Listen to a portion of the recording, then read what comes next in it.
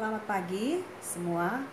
Anak-anakku sekalian, hari ini kita akan belajar biologi pada bab pertama dengan judul pertumbuhan dan perkembangan pada tanaman. Perhatikan slide berikut.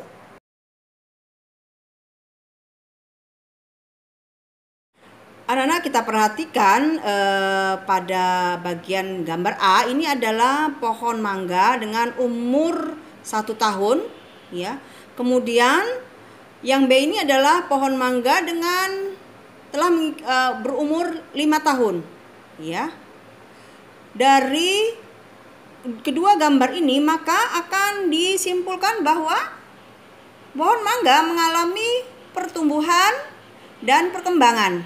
Yang mana pertumbuhan itu sendiri adalah bagaimana proses pertambahan volume sel-sel, ya, yang mengalami perubahan sehingga dapat diukur melewati panjang, ya, berat tubuhnya atau berat ukuran tubuhnya, ya, dan dapat diukur, ya, tidak dapat berubah pada keadaan semula, irreversible. Selain itu, pertumbuhan juga diiringi dengan perkembangan, ya, artinya perkembangan ada terspesialisasinya sel-sel menjadi struktur dan fungsi tertentu, ya, sehingga dapat tumbuh yang namanya akar, batang, daun, bahkan tumbuh menjadi bunga dan buah.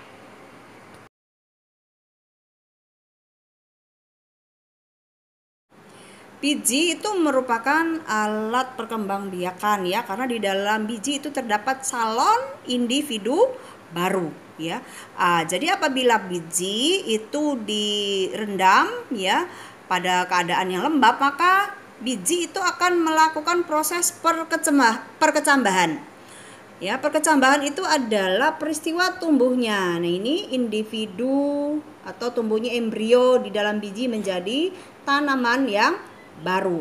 Adapun perkecambahan itu diperlukan faktornya adalah suhu yang cocok, ya, air yang memadai serta persediaan oksigen yang cukup, kelembapan juga cahaya, ya, itu proses perkecambahan.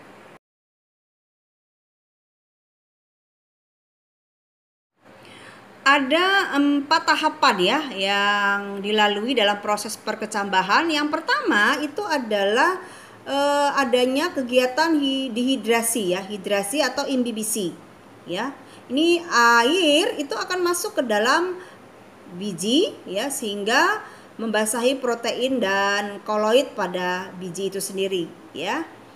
Akhirnya air tadi akan melakukan merangsang pengaktifan enzim di dalam biji, ya, sehingga terjadinya, ya, proses pertumbuhan sel radikula di dalam biji itu menjadi ini akar, ya.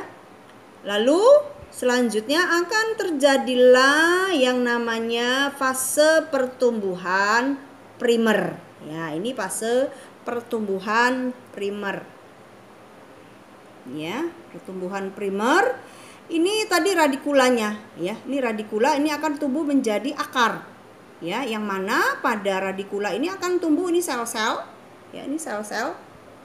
Sel-sel ini aktif sekali membelah, yang namanya nanti disebut sebagai sel-sel meristem, ya, ini akan mengalami pertumbuhan pemanjangan, ya, sel-sel ini bertumbuh ke atas dan ke bawah, sehingga apa? Menyebabkan akar itu menjadi bertambah panjang, ya, itu pada pertumbuhan yang namanya pertumbuhan primer, ya.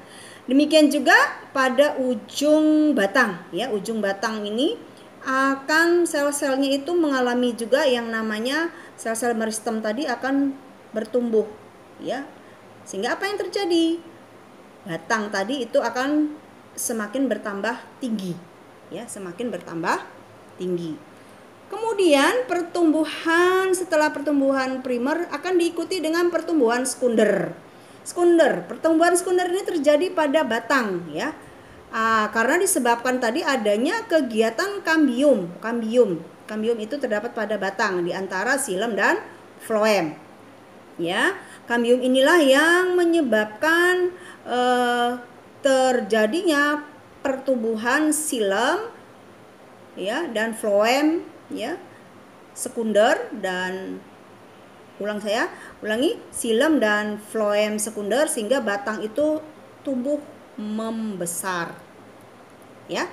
Nah, sehingga ini batang yang sudah tua ini ya, karena apa? Aktivitas daripada kambium ya, itu pertumbuhan sekunder.